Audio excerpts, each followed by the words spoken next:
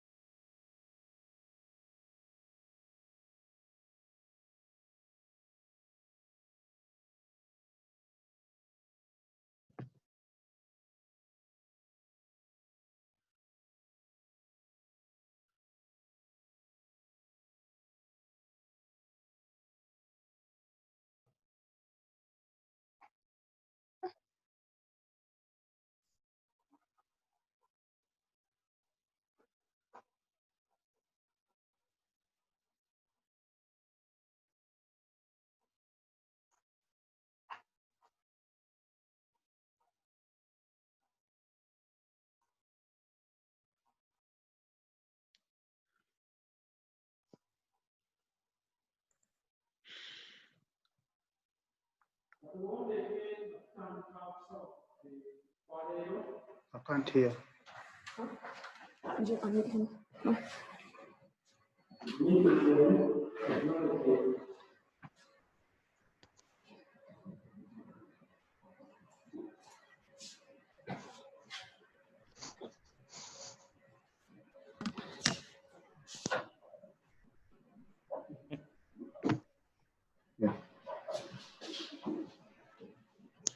Abakristaayo gye muli, oluyimba olusoose luwedde, katutandike okusinza kwaffe okw'olwaleero. Mu linnya lya Kitaffe n'ery'Omwana n'ery'Omwoyo Omutukuvu. Amiina. Ekisa kibeere gye muli n'emirembe ebiva eri Katonda Kitaffe ne Mukama waffe Yesu Kristo. Amiina. Abaagalwa ennyo, tukuŋŋaanye wano mu maaso ga Katonda Ayinza byonna ne mu maaso g'ekibiina kyonna eky'omu ggulu okwewaayo eri Katonda nga tuyita mu Yesu Kristo Mukama waffe.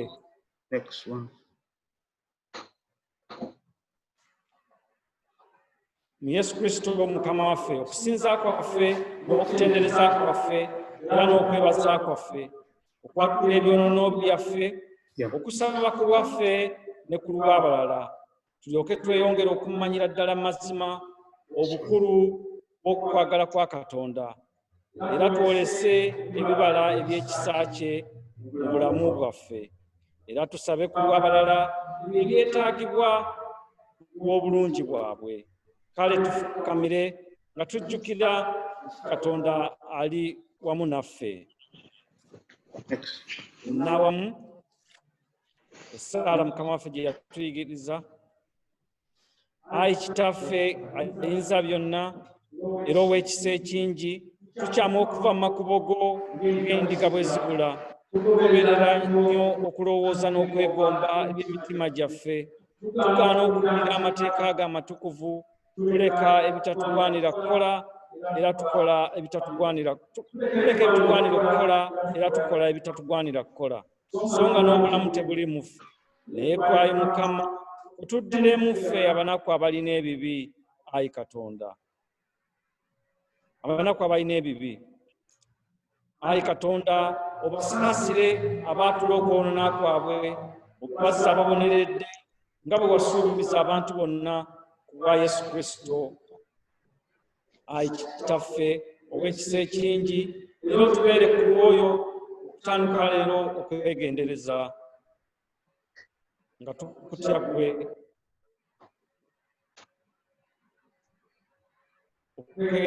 tukutya ggwe, era nga tukola eby'obutuukirivu.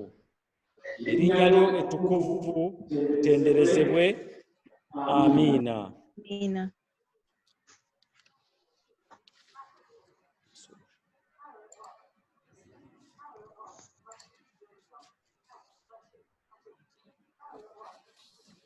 Katombeeke omusumba atukulembere mu ssaala ey'okusonyiyibwa.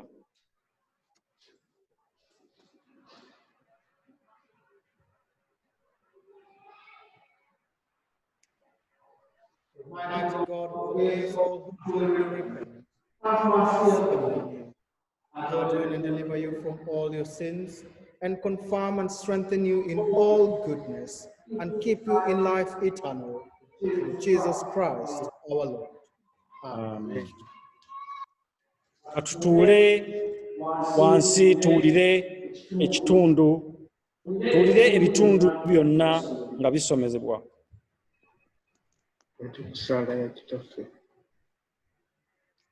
Ekitundu kyaffe kivudde mu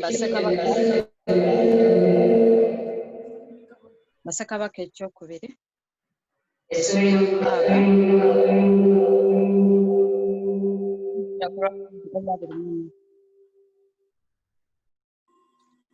awo olwatuuka oluvannyuma lw'ebyo, Benikadaadi kabaka w'e Busuuli n'akuŋŋaanya eggye lye lyonna, n'ayambuka n'azingiza Samaliya. Awo mu Samaliya nga mulimu enjala nnyingi. Kale laba, baakizingiza okutuusa lwe baatunda omutwe gw'endogoyi olw'ebitundu eby'effeeza 80, n'ekitundu ekyokuna eky'ekibya eky'obusa bw'amayiba nga baabutunda olw'ebitundu effeeza 5. Tweyongerayo n'essuula ey'omusanvu okutandikira ku nnyiri olwokusatu. Awo waaliwo abasajja 4 abagenge awayingirirwa mu wankaaki. Ne bagambagana nti kiki ekitutuuza wano okutuusa lwe tulifa? Obanga tunaagamba nti tunaayingira mu kibuga, kale enjala ng'eri mu kibuga, kale tunaafiira omwo. Era obanga tunaatuula wano butuuzi, era tunaafa. Kale nno mujje tusenge eggye ly'Abasuuli.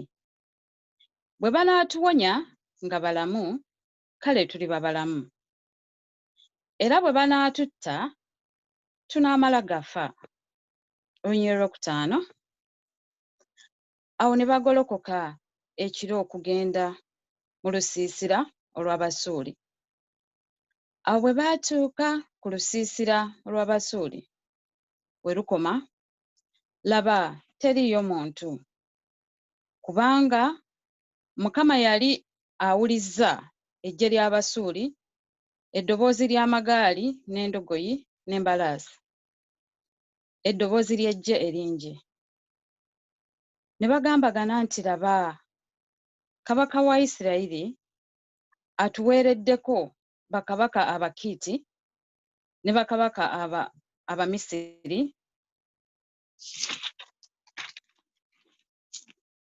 okututabaala.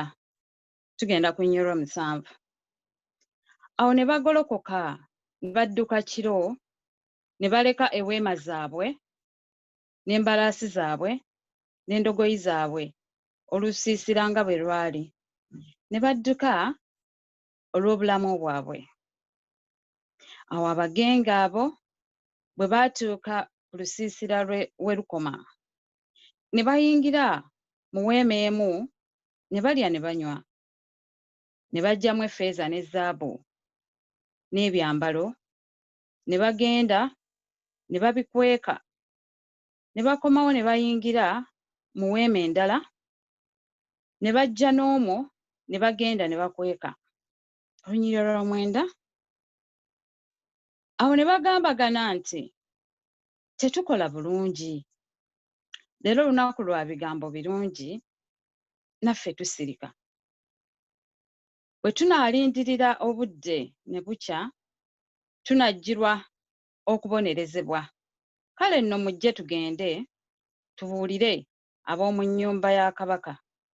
Awo ne bajja ne bakoowoola omuggazi w'ekibuga, ne bababuulira nti twatuuse mu lusiisira lw'Abasuuli. Kale laba nga temuli muntu newankubadde eddoboozi ly'omuntu, naye embalaasi nga zisibiddwa, n'endogoyi nga zisibiddwa, n'eweema nga bwe zaali. Awo n'ayita abaggazi ne babuulira ab'omu nnyumba ya kabaka munda. Awo kabaka n'agolokoka kiro n'agamba abaddu be nti kaakano n'abategeeza Abasuuli kye batukoze. Olunyiriri lwa 2 mu matwale. Bamanyi ng'enjala etuluma kyebavudde bava ku lusiisira okwekweka mu nsiko, nga boogera nti bwe banaava mu kibuga tunaabawamba nga balamu, ne tuyingira mu kibuga. Olunyiriri lwa 13. Awo omu ku baddu be n'addamu n'ayogera nti batwale ku mbalaasi ezisigadde 5. Nkwegayiridde ezisigadde mu kibuga. Laba ziringa ekibiina kyonna ekya Isirayiri ekisigadde mu kyo. Laba ziri ng'ekibiina kyonna ekya Isirayiri ekimaliddwawo. Tutume tulabe. Awo ne batwala amagaali 2 n'embalaasi. Kabaka n'atuma okugoberera eggye ly'Abasuuli ng'ayogera nti mugende mulabe. Olunyiriri lwa 15. Ne bagoberera okutuuka ku Yoludaani. Kale laba ekkubo lyonna nga lijjudde ebyambalo n'ebintu Abasuuli bye basudde nga banguwa. Ababaka ne bakomawo ne babuulira kabaka. Awo abantu ne bafuluma ne banyaga olusiisira lw'Abasuuli. Awo ekigero ky'obutta obulungi ne babutunda sekeri, n'ebigero ebya sayiri 2 sekeri, ng'ekigambo kya Mukama bwe kyali. Olunyiriri lwa 17. Awo kabaka n'assaawo omwami gwe yeesigamanga ku mukono gwe okulabirira wankaaki. Abantu ne bamulinnyirira mu mulyango n'afa, ng'omusajja wa Katonda bwe yagamba, eyayogera kabaka bwe yaserengeta gy'ali. Awo ne kituukirira ng'omusajja wa Katonda bwe yagamba kabaka nti ebigero ebya sayiri 2 ebya sekeri n'ekigero eky'obutta obulungi kya sekeri. Bwe kiriba bwe kityo mu mulyango gw'e Samaliya enkya bwe buliba nga kampegaano. olunyiriri lw'ekkumi n'omwenda. Omwami oyo n'addamu omusajja wa Katonda n'ayogera nti, laba nno, Mukama bw'anaakola ebituli mu ggulu, ekigambo ekyenkanidde awo kyandiyinze okubaawo. N'ayogera nti, laba, olikiraba n'amaaso go naye toliryako. Olunyiriri lw'abiri, ne kituukirira gy'ali bwe kityo, kubanga abantu baamulinnyirira mu mulyango n'afa. Ekitundu kyaffe ekisooka kikomyawo. Ekitiibwa kibe gy'oli, Ayi Katonda.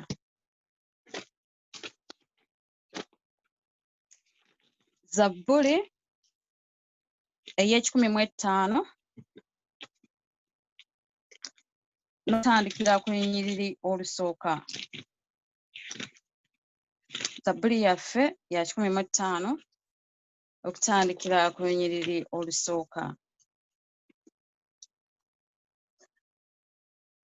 Tutandika bwe tuti: mumwebazenga Mukama, mukaabirire erinnya lye, mumanyisenga ebikolwa bye mu mawanga,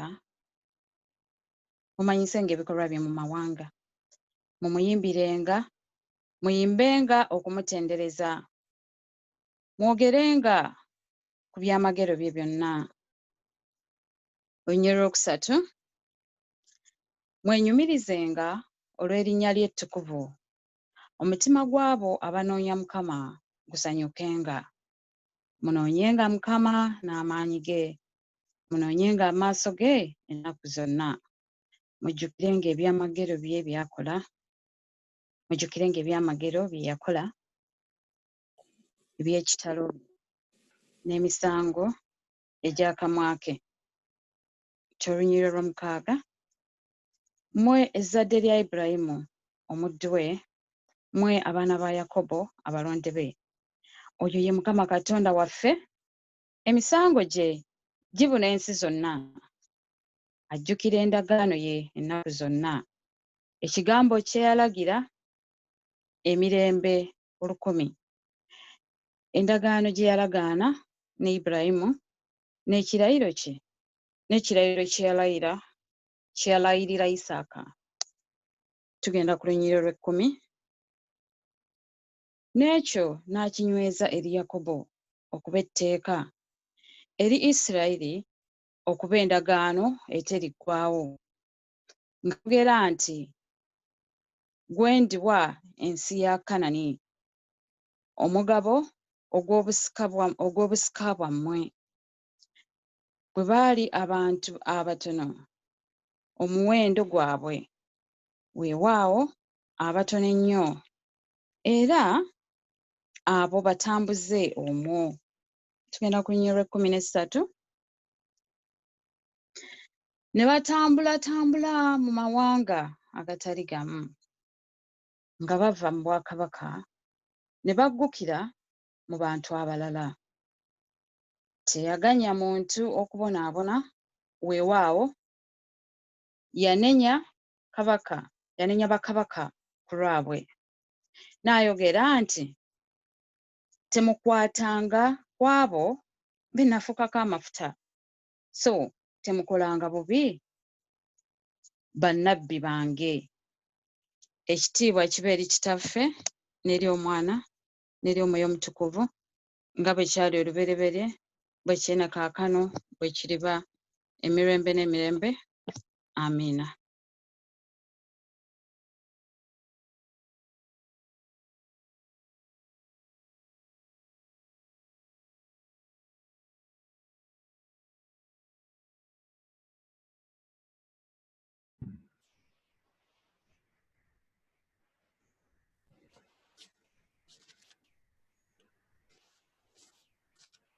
Ekitundu kyaffe ekyokubiri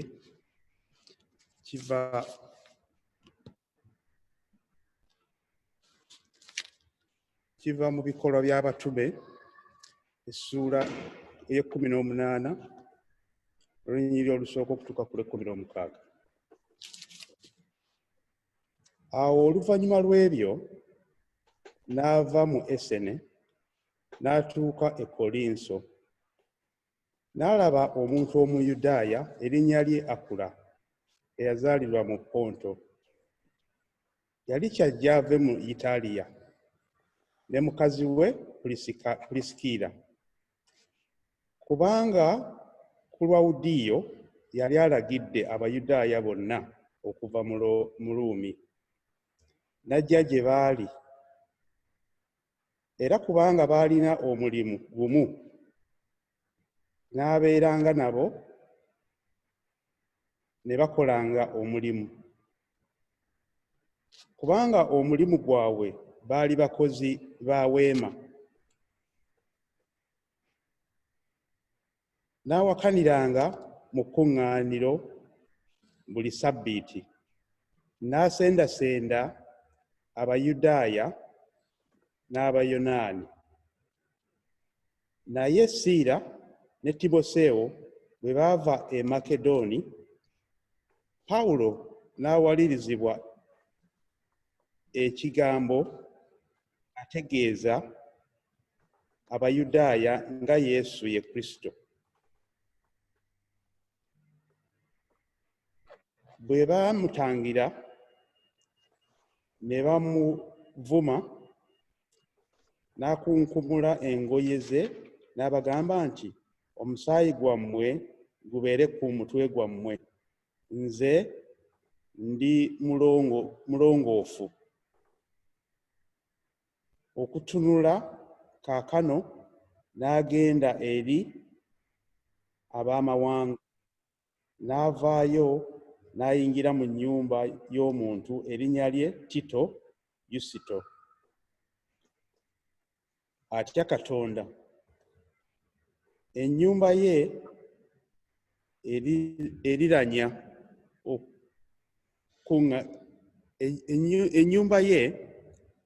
eriranya okkuŋŋaaniro, era Kurusipo omukulu w'ekkuŋŋaaniro n'akkiriza Mukama waffe n'ennyumba ye yonna. N'Abakolinso bangi bwe baawulira ne bakkiriza ne babatizibwa. Mukama waffe n'agamba Pawulo ekiro mu kwolesebwa nti, "Pawulo, totya, naye yogeranga, tosirikanga, kubanga nze ndi wamu naawe. So tewali muntu anaakulemberanga okukola obubi, kubanga nina abantu bangi mu kkubo mu kibuga muno." N'amalayo mwaka n'emyezi 6 n'ayigirizanga ekigambo kya Katonda mu bo. Naye Galiyo bwe yali nga yeewa essaza ly'e Akaya, Abayudaaya ne balumba Pawulo n'omwoyo gumu,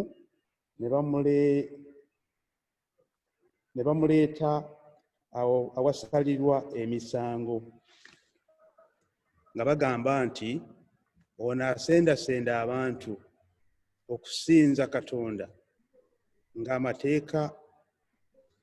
ng'amateeka bwe galagira. Naye Pawulo bwe yali agenda okwasama akamwa ke, Galiyo n'agamba Abayudaaya nti, "Singa wabaddewo okusobya oba kwonoona okubi, mmwe Abayudaaya nandibagumiikirizza. Naye obanga waliwo okubuuzagana okw'ebigambo n'amannya n'amateeka agali mu mmwe, ekyo kyammwe. Nze saagala kusala musango gw'abo." N'abagoba awasalirwa omusango. Ekitundu kyaffe kikomya.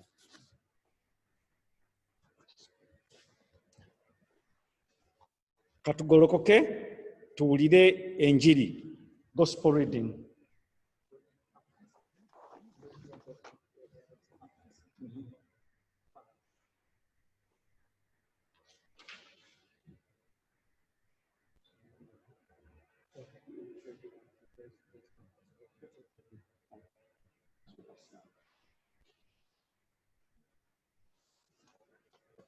Munsonyiwemu katono nuŋŋamiziddwa omusumba wano katugende butereevu mu kuwulira ekigambo okuva eri omusumba Mugerwa. Reverend Mugerwa. Nzuno. Mukama yeebazibwe nnyo. Muwulira?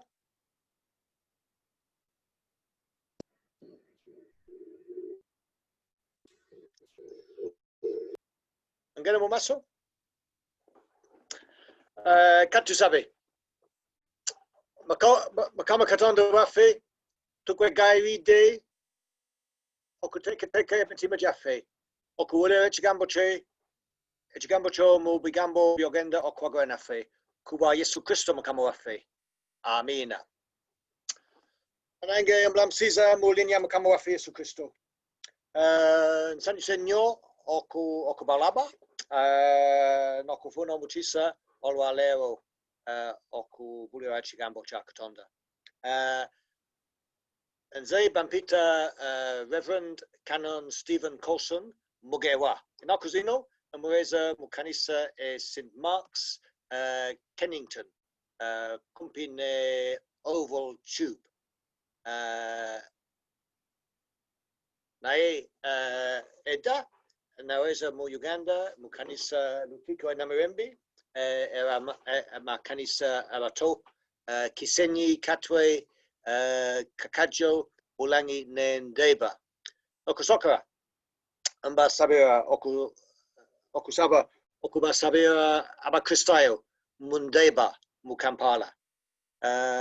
Mpoze abamu kumwe mumaze okuwulira amawulire. The church in Ndeba, it's a church near to Lubili in Rubaga area of Kampala. It was a church which was one of the daughter churches of Namirembe when I was there in the 1990s. Okuva mwaka chenda mebili okutuka chenda mukaga. And I know that church very well. Maybe you have heard around 3 weeks ago, some people came in the night and they destroyed the church. It was one of these disputes over land. Various people claimed that it was their family's land, but they came and they were assisted by some members of the police to completely destroy the church overnight. There is an investigation going on as to the rights and wrongs of what has happened. But many in the Church of Uganda are very upset. And we say when something happens at night, there must be something which is not quite right. Why do people destroy a church at night time if they had the legal right to do it? Surely they could have done it during the daytime. So there is great sadness in my church in Ndeba. It was a church I worked in. It was a church I worked very closely for many years in the 1990s with the Christians there. In fact, the church building that has been destroyed is one which was built after the church I was in. The church I was in was just a wooden building, but there's been a strong Christian witness in Ndeba for many years. So my heart is breaking for the Christians in that church whose church has been broken. So if you haven't seen that news, I'm sure you can find it on the internet. But pray for the Christians in Ndeba. Kakati and Akuzino, Tulina Bizibubinji, we have so many problems in the world with COVID-19, this pandemic, and all of us have suffered together. Some of us have lost loved ones through the sickness. Others have been sick. Others have suffered economically. Maybe there are some today who have lost their business or lost their jobs or lost their money. We have lost the opportunity to travel. Normally in a congregation, a community like the Luganda congregation, there would be some saying, next week I'm going to Uganda, or Fundi has just come from Uganda. All those opportunities at the moment are on hold. We have all suffered in different ways. We are praying for an end to COVID We are praying for something good. And this week there will be a lot of changes. Those of you who have children, you are being asked to send your children back to school. But there is a lot of uncertainty. We don't quite know how things will go. But let me give you something to think about as we turn to the Bible. Supposing one of us had discovered the vaccine. Supposing one of us had a vaccine, and it was a vaccine which could cure COVID. Imagine if you were sitting in your room and you had, let's say that you had your vaccine, and you said, this is the vaccine, which if people take it, there'll be no more COVID.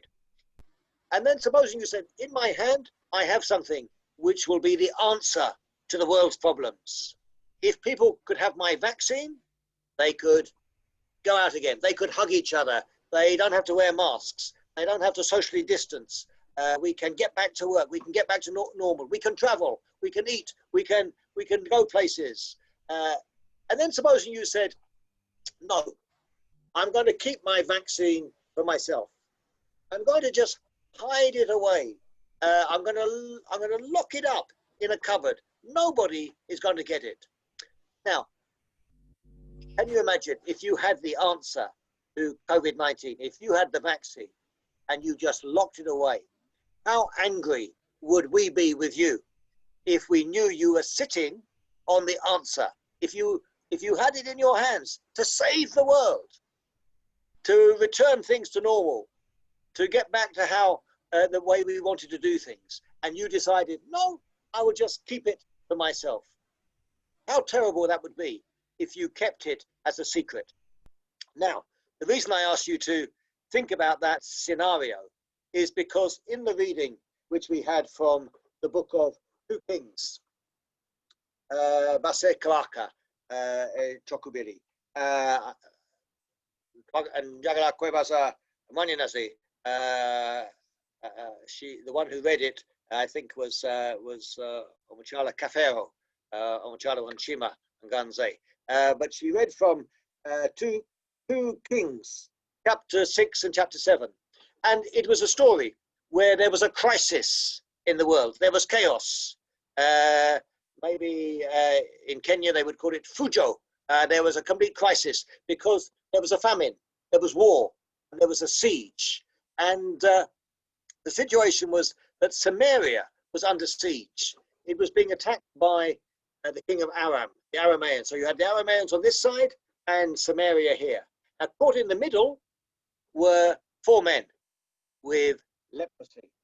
And they were caught in the middle. And they said, if we go to the king of Aram, they will kill us. If we go to the camp, if we try and get into Samaria, there's no food there, and we will die with them. Do we want to die in Aram or die in Samaria? It's a no-win choice. Whichever way we go, we're taking a risk, and we're likely to lose our lives. It was, I don't think they tossed a coin, but it was a 50-50 chance. And they said, let's go to Aram. Let's go to the camp of the king of Aram. The people in Samaria are shut up in their city. They are under siege. They don't have long before they will run out of food and die. Let's at least take our chances and go to Aram. So they went to Aram. They went to the king of Aram, and they found something which astonished them. Instead of finding the people there, the camp was deserted. They were starving, they were hungry, and you can imagine them saying, they couldn't believe their eyes. They saw food, drink, riches, clothes, but nobody there. And immediately they did what any human being would do who is hungry. They would fall upon the food and they would eat it. And they would say, look at this, look over here, there's more here. They would have had a sense of wonder. And then we read this great verse, 2 Kings, chapter 7, verse 9. Awo nebagambagananti, tetukola bulungi, leo lunaku wabigambo bulungi, nathe tusirika. Today is a day of great news, nathe tusirika. We are keeping silent. They realize we have good news. We cannot sit on it. Do you see my parallel? If you had that vaccine for COVID-19 and you were just sitting on it and saying, this is a day of good news, but no, I will keep it to myself. These men with leprosy discover something amazing. They start to enjoy it, and then they say, we are not doing right. Petokola bulungi. Petokola bulungi. Leo lunako lo abigambo bulungi, nathe tu sirika. We have good news. We should not keep it to ourselves. If you have the vaccine to COVID, share it with the world. Don't keep it to yourself. It would be a day of good news, which would change everything for so many people. And so these men with leprosy come to their senses and say, we have to share this good news. And so we heard what happened in the story. They went to Samaria. At first, the people in Samaria were suspicious. They weren't sure. Can it really be good news? Can this really be true? And then they come out and they find that God has done something wonderful. God had made the king of Aram and his army hear the noise of an army. They had become frightened. They had run away, and they had dropped everything, and God had done something wonderful. We had the whole details of the story. The main point is simply this, that God had done something wonderful, which meant that they moved from death to life, from hopelessness to purpose, from meaningless to knowing there was a future, to despair to a sure hope. And it was the men with leprosy, the outsiders, the ones who would have been kept away, socially distanced, not just 2 meters, but maybe 200 meters from people. But they're the ones who have the good news. And they say, we should not keep silent. Nafe tu silica. No, we should not be silent. We have good news and we must share it with the world. As Christians, we have good news. I don't think any of us has the good news of the vaccine of COVID-19. We are still praying for that one. But we have something even more world-changing than a vaccine for COVID-19. We have the good news that God has done something wonderful. In the case of the lepers in Samaria, it was the end of famine, the end of the siege, the end of war. Peace was breaking out. Our good news is the good news that we heard Paul talking about in the reading from Acts.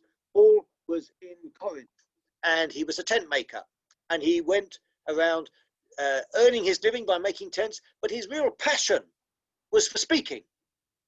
Not speaking for the sake of speaking, just speaking, but speaking about Jesus. Everywhere he went, you couldn't keep him quiet. You couldn't keep him quiet. It was as though he was saying, today is a day of good news. We cannot keep silent. Cannot keep silent. We have to tell people about what God has done through Jesus. Let me go back to the church in Ndaba. The church I am encouraging you to pray for, since it's been knocked down. Every Monday and Thursday, twice a week, I was living up near the cathedral on Namirembe Hill, but twice a week I would go down the hill to Ndaba, and I would work with a lay reader there and some Christians there, and we would visit house to house every single Monday, every single Wednesday. We would go house to house and we would talk. We would say, can we pray for you? Can we tell you about Jesus? And there were two things which stay in my mind from the time of speaking good news in that area of Ndaba. One was that many people were furious about me because I would introduce myself in Luganda. Banange, Sanisha Kolaba, Mulimatia, Maniga Fenza, Stephen, Colson Mugewa, Musajiwan Chima, and Colorado Lutiko, and Namirembe, And in those days, I was a bit more fluent. In Okuzino, Nella Bide, Natandika, Kujabala Jabala, and I am trying to catch up again. But in those days, I was much more fluent.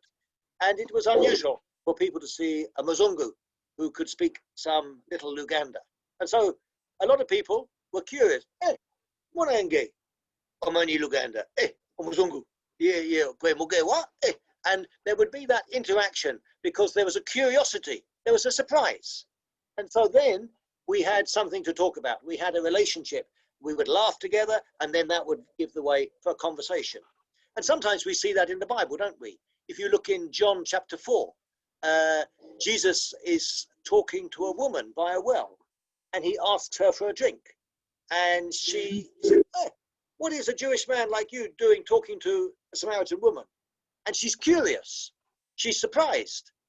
And the whole conversation begins with surprise. And then it moves from talking about water to eternal life.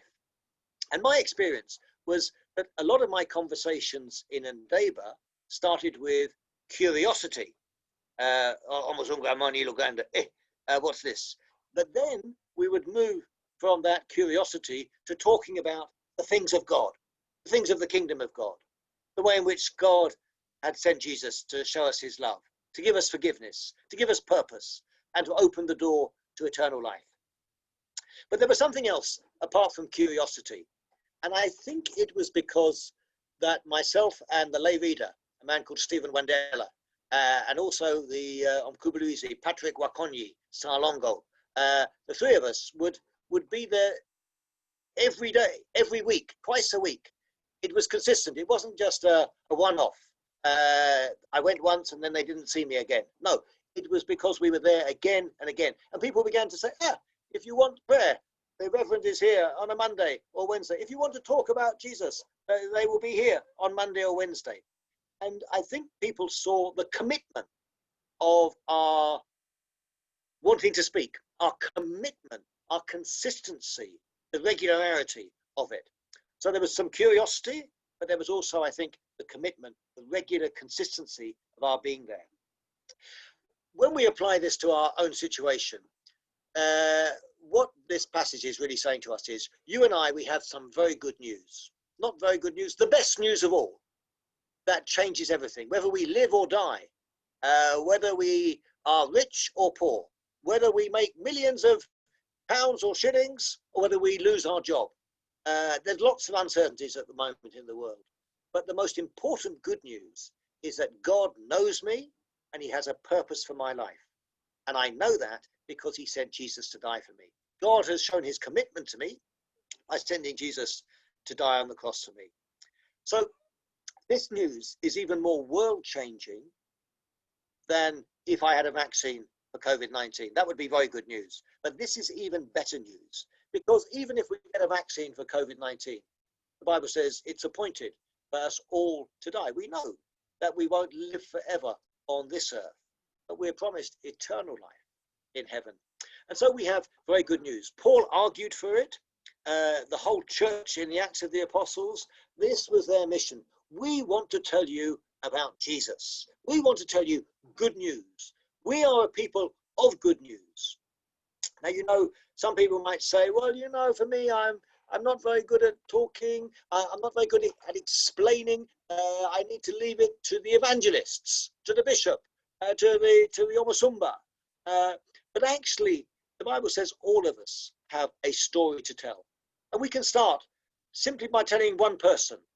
We don't need to put up a big stage in the street. Some people are called to preach in the streets, but each one of us has an opportunity to talk to somebody in our family, a neighbor, a work colleague, even sometimes a stranger. But I think particularly God takes us to those who know us well, those we work alongside. Some of you maybe will be going back to work for the first time this coming week. Some of you will be rubbing shoulders again, maybe with parents of children who go to school with your children. There will be some things which will be starting up again, albeit at socially distance and in a different way. But we will have a chance maybe to talk to people we've not talked to for a long time. Maybe the conversation will go something like this. How did you survive lockdown? What did you do in lockdown? How did you cope? Weren't you going to travel? What happened to your plans? And I think our testimony will be, we are a people who have good news. God has been faithful. God has taught me certain things. Yes, there's been frustrations, disappointments, sadnesses, but God has been faithful. Surely, my brothers and sisters, that is our testimony, that God has been faithful and that God surprises us. Those 4 men in the story were so surprised. God surprises us with the way he blesses us, the way he looks after us, the way he reaches out to us again and again. The world is looking for meaning. The world is looking for purpose. Yes, the world is looking for a vaccine. Yes, the world is looking for some miracle cure. But even more than that, I think this pandemic has woken people up to think, what is life really all about? What is the purpose of my life? How will I find meaning? So many of the things we relied on have been taken away, have been stripped away from us. But God has given us purpose because of Jesus. I want to encourage you simply to think about one person, or maybe 2 people, who you might speak to this week. Take a moment to think, who will I be rubbing shoulders with this week? Who will I come alongside? Maybe it's somebody I've talked to about Jesus before. Maybe it'll be the drip, drip, drip effect. Maybe I need to speak by my actions. That's another way of speaking, isn't it? Another way of sharing good news is by actions. And it may be little by little that people get the message. Kamu kamu kwe muganda. It builds up little by little as we share what God has done with us. I want you to try and think, who will I be with? Who do I know who is not a Christian, who has not put their trust in Jesus? And I will be in conversation with them this week, particularly at work, or a neighbour, or even in the shops. You know, this week I was in a shop. It was a part of, it was somewhere, a shop I'd never been to before. It was, I think, Sainsbury's, and it was at the checkout. And you know how you do the self-service. And there was a lady, it got stuck, and it was one of those which says, call for help. I looked around, and the shop assistant came. And when I heard her accent, I said, "Are you from Uganda?" And she said, "Yes." And then I greeted her in Luganda. She was very surprised. It was that curiosity again. And we had a brief conversation. I just reminded her, "Yeah, Katonda Kwagala." And I think she smiled and then went back to work. Sometimes it will be a complete stranger that you'll have a conversation with. But equally, it will be a colleague, someone you know. And I want you to think intentionally, I'm going to plan just to tell them how God has kept me. What is my testimony? We have good news. Let us not be like the men who kept silence. Nathe tu sirika. No, we need to speak up. We need to say, God, give me boldness. Give me confidence to speak. The Christians in Edeba are speaking today of their injustice, that their building has been knocked down. But they are speaking also of the hope of God. I'm very grateful to be able to share with you through Zoom. I hope very soon that I'll be able to join with you in the church. I'd hoped to get down there today, but had another commitment, so it was easier to do it this way. I thank God for this technology. I thank God for the way in which he has kept this Luganda congregation. I apologize. I should have said at the beginning how glad I am to welcome Reverend James Njue, Ndugu Karibu Sana. You are warmly welcome in this Luganda congregation, and I'm sure the congregation at St. Jude's will be giving you some coaching in learning the language of heaven, the language Luganda, Lulimi Wafe. But my brothers and sisters, what I want to leave you with really is just that sense of speak.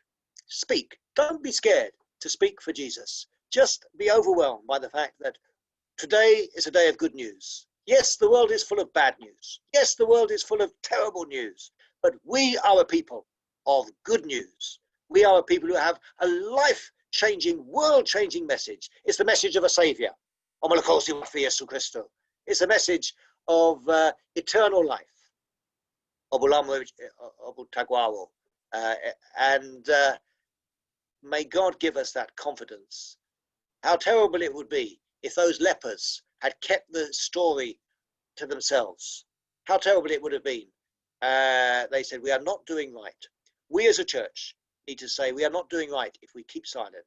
Let us be people who speak and act good news. Mukama abeere nammwe.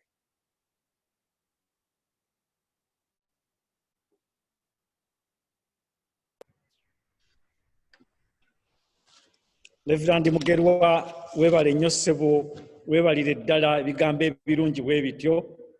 Mukama tumwebaza okuba nti abikutadde ku mwoyo, ate naawe n'osalawo n'obigabana, n'otabeera ng'abayinza okuvumbula akagema COVID ate ne bakasirikira. Katugolokoke twatule enzikiriza.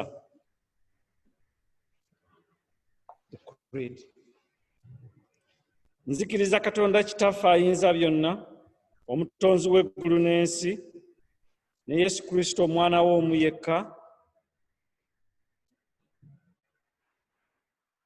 Katulindemu kuba ebyuma katono tutambulire wamu nabo. Nzikiriza Katonda Kitaffe ayinza byonna, omutonzi w'eggulu n'ensi,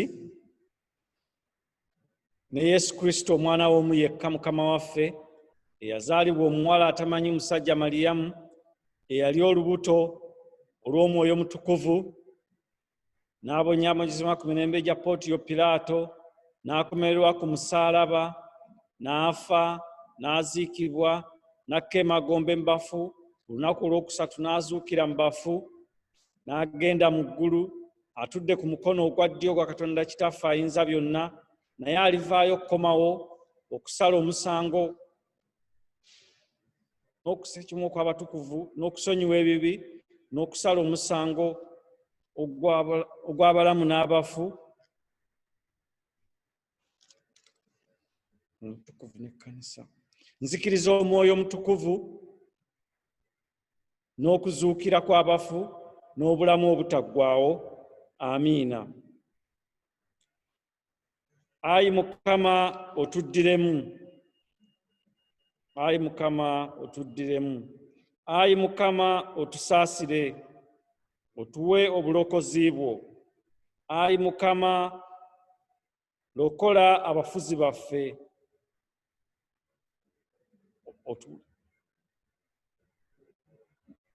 Mulina bannange tugoberere okuva wali waggulu. Yambaza abaweereza bo obutukuvu. Lokola abantu bo n'obusika bwo obw'omukisa. Ayi Mukama otuwe emirembe mu nnaku zaffe. Kubanga tewali mulala. Ayi Katonda otulongoose emitima gyaffe munda. So totuggyako. Ffenna awamu essaala y'akawungeezi. Ayi Mukama tukwegayirira omusanago gwake mu nzikiza yaffe, otukuume n'ekisa kye ekingi, otujje mu kabi konna ak'ekiro, okwagala kw'omwana wo omu yekka omulokozi waffe Yesu Kristo. Amiina. Ffenna awamu twatula ekisa kya Mukama waffe Yesu Kristo, n'okwagala kwa Katonda, n'okussa ekimu kw'Omwoyo Omutukuvu, beere naffe ffenna emirembe egitaggwaawo. Amiina. Katutuule tuwulire essaala ez'okwegayirira. Mulongo.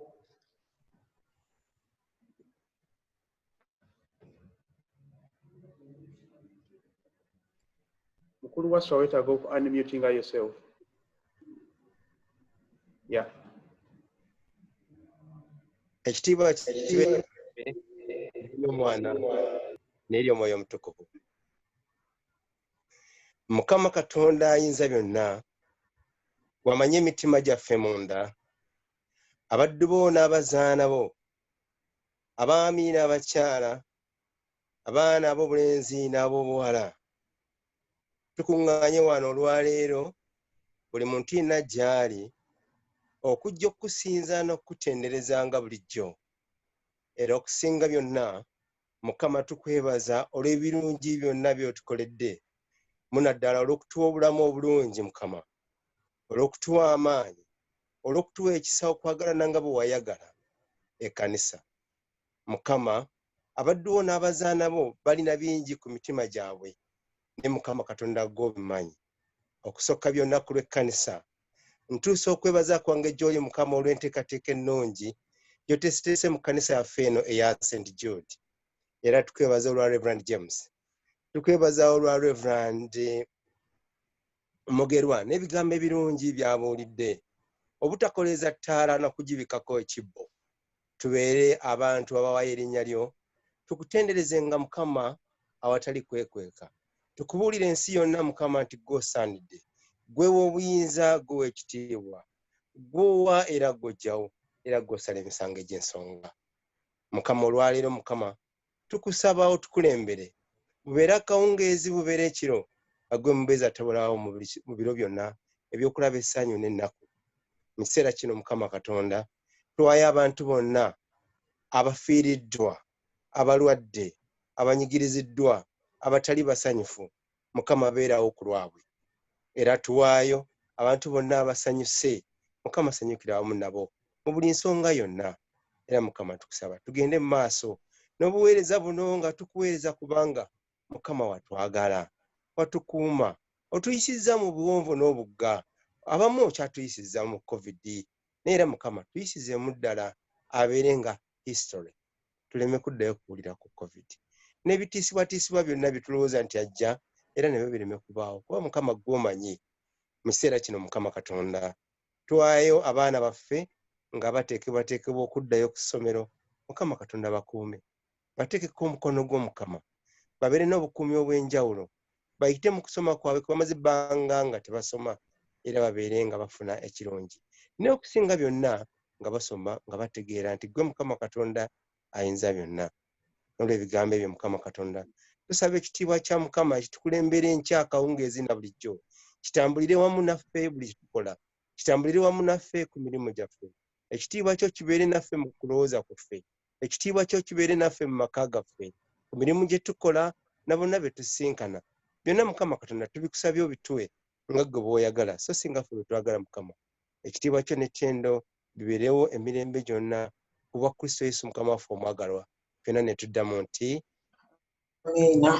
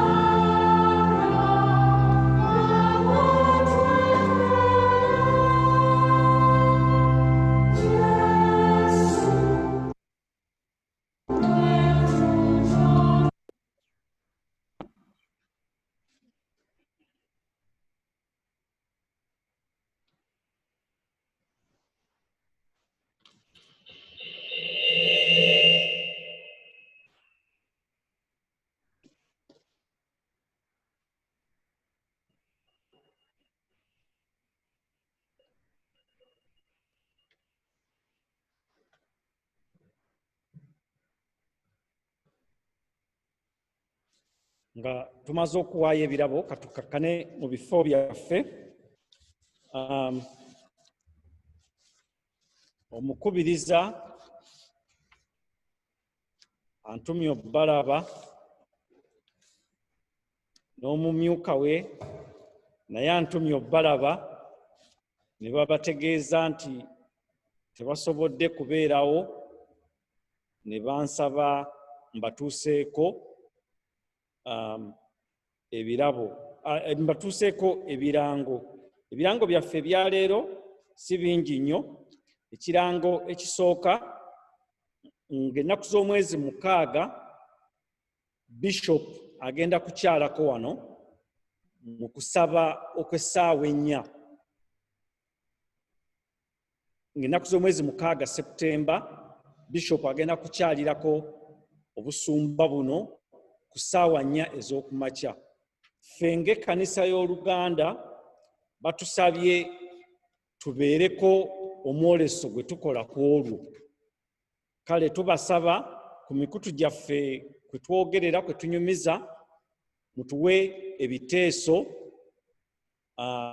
kiki kye mulowooza kye twandikoze okwolesa mu maaso ga Bishop ng'ennaku z'omwezi 6 10 omwezi ogujja ogwa Septemba.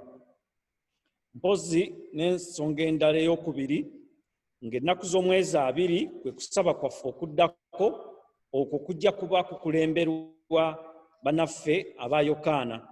Mpozi njagala okubakubiriza nti bwe mubeera nga mulina ttiimu eweereza, kyandibadde kirungi nnyo ne mujja ne mubeera wano mu yeekaalu, abantu abalala ne baba nga balabira eka ku mutimbagano, naye bannaffe ababa baweereza ne baba nga bali wano basobole okuyambako mu nteekateeka, tusobole okuba nga okusaba kugenda bulungi mu maaso.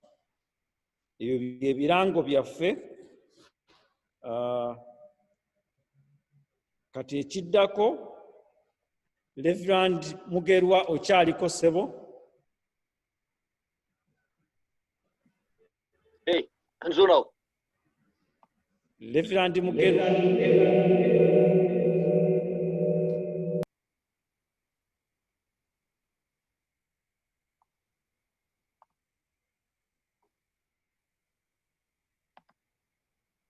Nzuno.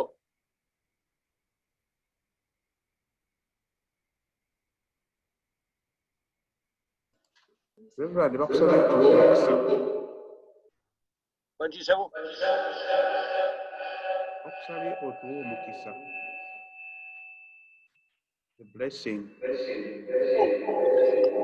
Dale, katusabe. Banangi webali no webali dale katusabe.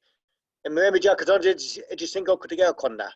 Kikume emitima gyammwe n'amagezi gammwe mukamanye n'okwagala Katonda na mwana we Yesu Kristo Mukama waffe. Omukiisa kwa Katonda ensi byonna Kitaffe n'Omwana na Mwoyo Mutukuvu. Kubeere kumwe. Bileme y'okubevaako emirembe n'emirembe. Amiina.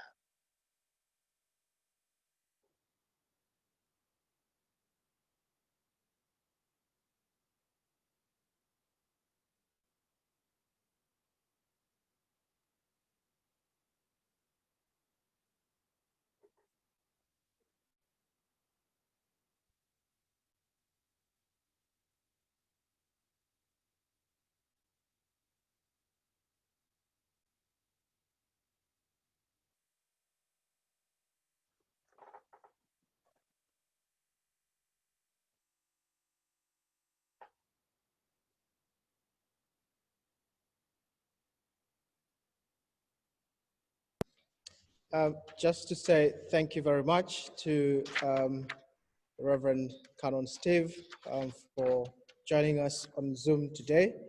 I am just being told that, you know, as you have said in on your sermon, very many people are worried about sending kids to school.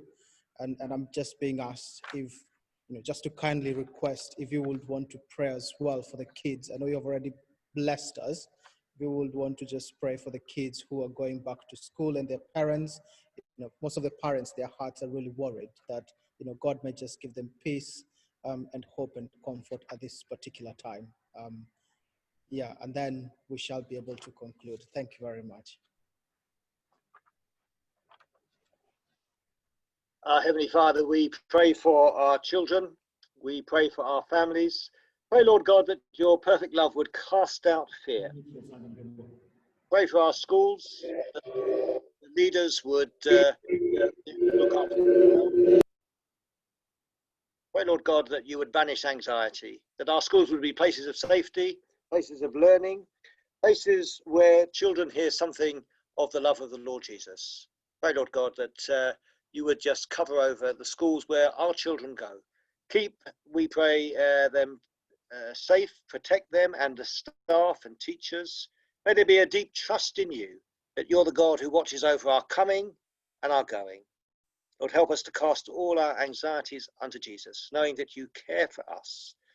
Deal with our fears, meet us in our anxieties, and cause us to deepen our trust in you, the one whose promises never fail, through Jesus Christ our Lord. Amen.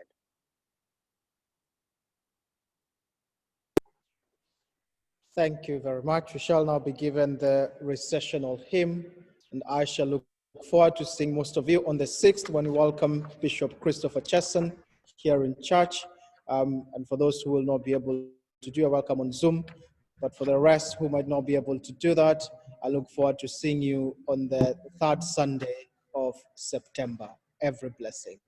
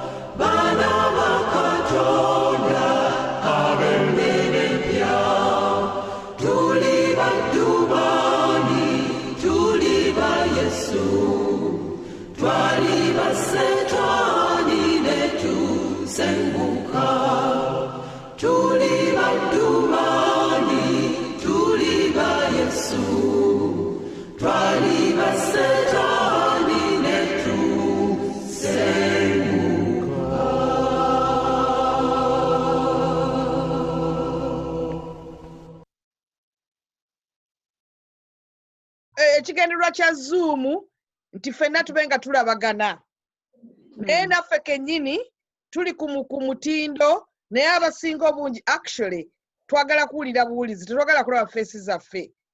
Okay, n'olwekyo mwami Kalanzi, this is a suggestion, sigamba nti kyekiba kikolebwa. And as well have this you as organizers to have this service whether in advance on YouTube. In that way ojja kufuna abantu bangi nnyo abattendinga that service Kubanga wano, the majority, we don't want to show our faces. Why? Well, I don't know why.